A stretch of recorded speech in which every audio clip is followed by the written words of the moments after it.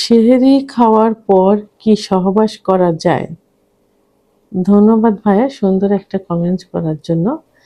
রমজানুল মুবারক। দেশের এবং প্রবাসের ভাই বোনদের প্রতি সালাম।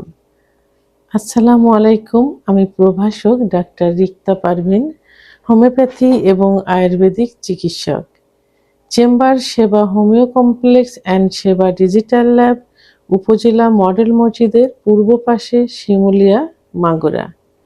আজকে খুব সুন্দর একটা কমেন্টসের অ্যান্সার করব, যে কমেন্টসটা অনেকেই করেছেন, অর্থাৎ এই রোজার মাস নিয়ে কমেন্টসটা করছে। তো কমেন্টসটা কোন এক শুভাকাঙ্ক্ষী আমাকে সরাসরি কমেন্টস করছেন যে সেহরি খাওয়ার পর কি সহবাস করা যায়। ধন্যবাদ ভাইয়া সুন্দর একটা কমেন্টস করার জন্য। এটা অনেকের মনেই কিন্তু ঘুরপাক খায় এবং অনেকেই কিন্তু এই প্রশ্নটা করে যে সেহরি খাওয়ার পর সহবাস করা যাবে কিনা। সাধারণত সেহরি খাওয়ার পর খুব অল্প সময় হাতে থাকে ফজরের আজান দেওয়ার এবং নিয়ত করার খুব অল্প সময় হাতে থাকে। তারপরেও অনেকে দেখা যায় যে অনেক আগেই সেহরি খেয়ে নেয়।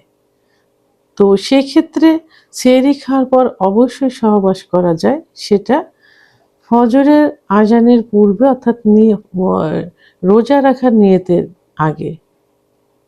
তো সেক্ষেত্রে কি করতে হবে? সেহরি খাওয়ার পর যদি কেউ সহবাস করে সুন্দর করে ফরজ গোসল সম্পন্ন করতে হবে ফজরের আজানের পূর্বে এবং রোজার নিয়তের করার আগেই ফরজ গোসলটা সম্পন্ন করতে হবে। তো সাধারণত খাবার পরে কিন্তু পেট পরিপূর্ণ থাকে, ভরা থাকে, অর্থাৎ পাকস্থলী স্টোমাক ভরা থাকে। তো স্টোমাক যখন ভরপুর থাকে তখন স্টোমাকের আশেপাশে কিছু অর্গান থাকে, যেমন লিভার এবং গল ব্লাডার, প্যানক্রিয়াস ইত্যাদি থাকে। তো এখান থেকে কিছু রস বের হয় হজম ক্রিয়া সম্পন্ন করার জন্য। সাধারণত 1 থেকে 3 ঘন্টার মধ্যে কাজ সম্পন্ন হয়। তো এখন সেক্ষেত্রে যদি সহবাসের পরপরেই খাবারের পরপরে যদি সহবাস করা হয়, তাহলে এই যে এই অর্গানগুলোর কিন্তু ক্রিয়া বন্ধ থাকে, অর্থাৎ এই রসগুলো নির্গত বন্ধ থাকে। তখন হজমে কিন্তু ব্যাঘাত ঘটে, পেট ফুলে থাকে, আর সহবাসে কিন্তু রিল্যাক্স থাকে না, ভালো লাগে না, আরাম পাওয়া যায় না। তো এই জন্য এই রোজার মাসে যদি কেউ সহবাস করতে চায়, সেক্ষেত্রে কি করতে হবে?